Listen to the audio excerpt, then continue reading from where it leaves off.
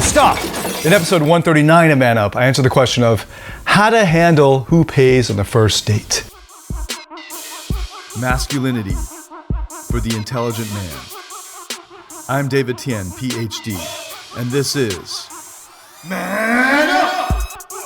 Hey, it's David Tian, Ph.D., and for over the past 10 years, I've been helping hundreds of thousands of people in over 87 countries attain success in life and love through the application of ancient wisdom and cutting-edge research. And welcome to Man Up, episode 139. I'm in Bangkok, but you can't tell because the curtains are down. I'm knocking out a few different episodes in one go. Because in a couple days I'm going to Beijing, and the Great Firewall of China is very strong. So I need to try to get these done and uploaded before I go then. So this question I hope will be a quick answer. Okay, Sufyan asks, I hope I'm saying that right, Sufyan. Okay guys, we probably all agree women should pay at least their part on the first date or the first meetup. Okay, but guys, how do you handle it? I'm tired of paying for girls that I don't really care about. Any tips? In the comments he further elaborates, here in Paris, it's more about the man has to pay, and most of the time girls don't offer. When it's just the first meetup and the girl doesn't even offer to pay her part, plus the date wasn't nice, I'm like, so I have to pay for her? Question mark, exclamation mark. And because I don't want to look like an asshole, I just pay, LOL. Okay, so what do you do here? I mentioned two strategies, simple as that. Okay, so I've actually recorded, I think, multiple videos, one or two already, on whether a girl should pay, whether a man should pay for the date, or for girls. And it sounds almost like, well, what do you think? Here I'm going to give you tips on how to actually do it. What if she doesn't offer to pay? Now, even though there's gender equality supposedly in the world, in the Western world especially, there's supposed to be gender equality, in dates, men are still getting shafted. Men are still having to pay for both parties, even when they're supposed to be equal. Now, if you invited her out, so if you took the initiative and suggested where to go, then I would say that you should take more of the burden of the payment than she does. And again, there's always the sliding scale, be aware of that. So if you know that you make considerably more than her because you're older than her, for instance, then you should either choose a place that is cheap that she can afford, or you got to pay more than half the share, like your sliding scale, right? So relative scales. So let's say you make 4 times more than she does, you should be ready to pay 4 times more. That's the maximum level. Now, a lot of women these days, I've noticed, are wanting to pay their share, even if they make a lot less. And that's awesome, and that's great, and that's the way it should be. But as a man, if you chose the place, okay, then it's sort of like the onus is sort of on you because you chose the place to cover more of the payment than you would normally do if she chose the place. And this is a rule of thumb that I use when I go out with my guy friends. If I chose the bar, first round would be on me, for instance. But I come from Asia, and I live in Asia right now, so it's very common for us to switch, or what we call trading. So I'll get this round, you get the next one, is very, very common. It's rude and culturally it's like culturally rude to it's rude in the culture for when the bill comes to get out a calculator or even do math in your head and split it. That's more of a Western thing, and that's why you'll see the older generation, my parents and above, fighting to pay the bill in Asia when the bill comes. It's like a point of pride, and it's a game almost, right? So that it's fun to do. And people fight to treat each other, and I love that part of Asian culture. And so in the West, it's more of this mercenary thing where you're splitting the bill, and people will have no qualms in pulling out their calculators. But in Asia, that's considered it's considered barbaric. So depending on, so these are culturally relative and so on. But assuming gender equality, what can you do? There are 2 things. You can trade and you can go Dutch. I just presented the cultural background for both of those. Trading is the easiest to do. So if you know that you make a lot more than she does, then an easy thing to do is you get the dinner and you go to a different place for drinks or dessert, and she gets the cheaper place. When the bill comes, let's say you just had steak or lobster or something, right? The bill comes, and by the way, if you've taken our Perfect Date course, you know that like a big dinner is a horrible date idea, like a first date idea. And for many reasons, one of which is you get full and heavy, and the other is it often will get expensive to go to a nice place for dinner. So I often will suggest to guys on the first date to just do something more casual, and it's not so formal and full of pressure. But anyway, I'm using that as an example for dinner. Let's say you meet up and you suggested the place, and it's sort of expensive, and you know through talking with her that she's just a student or she's just starting out in her career as an entry-level career, and you're more well-established, you're older, and so you're older, more well-established, you make more. So anyway, when the bill comes, you say, I'll get this one if you get the next one. And it's not a question. It's not like, I'll get this one if you get the next one. Okay, it's just, I'll get this one if you get the next one. And it's just an assumption. You put down your card, shove it over to the waiter, give it to the waiter, and it's done deal, right? So this is great because you just got that bill and she'll get that feeling of, oh, it feels good. But you've now got her to assent through implicitly that there's another place. It's not going to just end here. We're going to go, get some dessert or drinks or, next stage somewhere else. Next stage, that's like a very Japanese thing to say.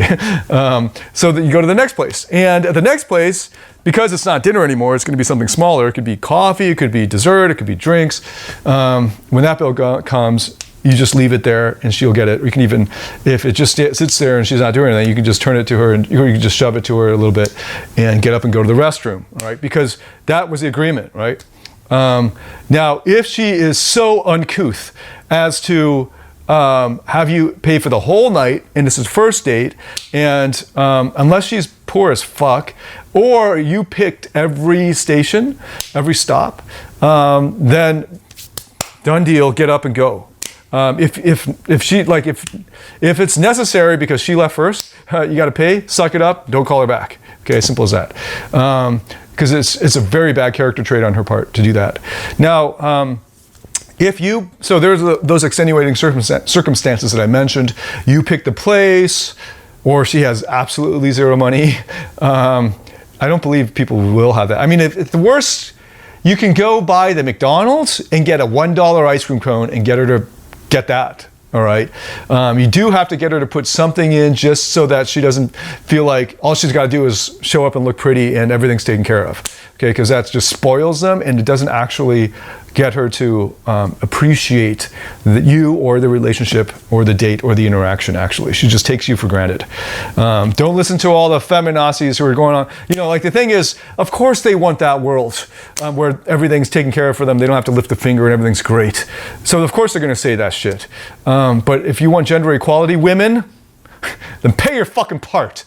So here's the deal, right? Like if you see that, end of story, you pay that, you pay the thing because she doesn't want to pay it, and you don't call her again. And that's your price for bad screening. All right? Now, so there's a one-way trade. I just showed you how to do it. The bill comes, you say, I'll get this one if you get the next one. You can also do it in the reverse, where the cheaper thing comes first. Let's say you meet at a Starbucks, and you get something at Starbucks, and then you go for a dinner, or you go to a restaurant that you know is going to be more expensive. When you're at the Starbucks and the bill gets rung up, make sure she's standing closer to the cashier so you're not calling her over. So she's in front of the cashier with you. You say, hey, you get this one, I'll get the next one. Or you get this one, I'll get dinner. And that's a good trade, man. For her, I mean, yeah, she's going to get the $5 fucking coffee. You're going to get the $50 dinner, right? Sounds good to me, right? So sounds very fair. Get her to pay that. Now, if you are in a situation where you're equals, like you're both in school or something, or she's got rich parents or something, don't try to exploit her, or that's a whole other thing, getting a sugar mama. But just go trade, so, you could get I'll get this one if you get the next one, and you can get the cheaper one. And then there's the second date, there's the third date, and the fourth date. Like between guy friends in Asia, you don't count how much the fucking thing costs. That's very uncouth, it's barbaric, very uncivilized in Asia. So, that kind of behavior, that Western behavior is uncivilized in Asia. So, you just get this one, get the next one. You don't keep track, you don't keep score.